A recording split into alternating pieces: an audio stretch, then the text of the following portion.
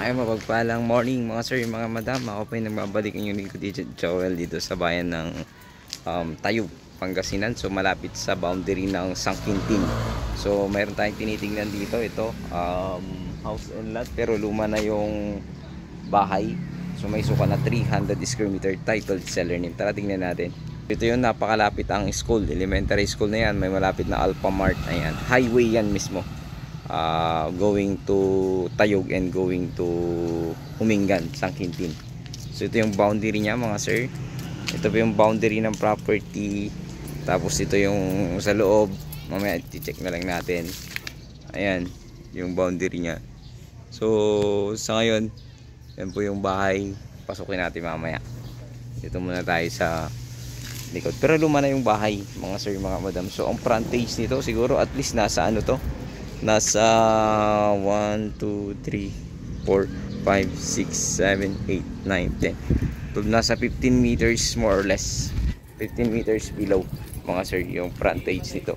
So yung house niya ay luma na, pero may tumitirap naman, merong makopa, tapos ito, tapos may avocado sa likod. So tingnan ko lang yung loob, may kamyas, ayan.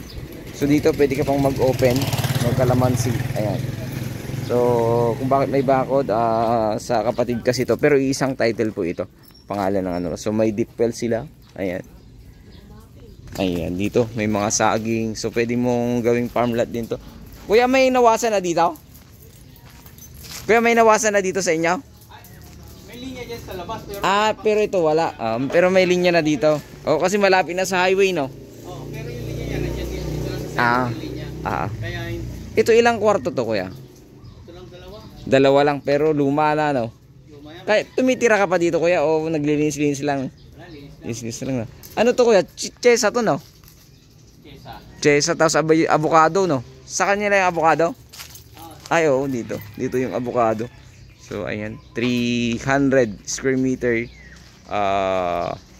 Mahigit. So, 1.8 million. Yung presyo niya, 1.8 million. Negotiable ba? Hindi na daw eh. Yun na yung presyo nila. Kasi napakalapit na ng schools. Then, highway. Ayan, highway na lang yan. So, ayun. Sana magustuhan nyo po dito sa bayan ng Tayog. Tayog pa lang to, no, pre? Tayog. Tayog to, no? Tayog, oh. So, ayun. Napakalapit ng highway. Schools. High school, malayo pa? tabi lang. Katabi lang, oh, malapit lang. So, may Alphamart pa. So, Alphamart 7-Eleven. mga ano lang yan siguro, mga 12 meters from highway ka na. Ayan. Meron nang nawasa rito, internet, kuryente, andito na lahat. So, ayun, sana magustuhan nyo dito sa bayan ng Tayug, Pangasinan. God bless you all.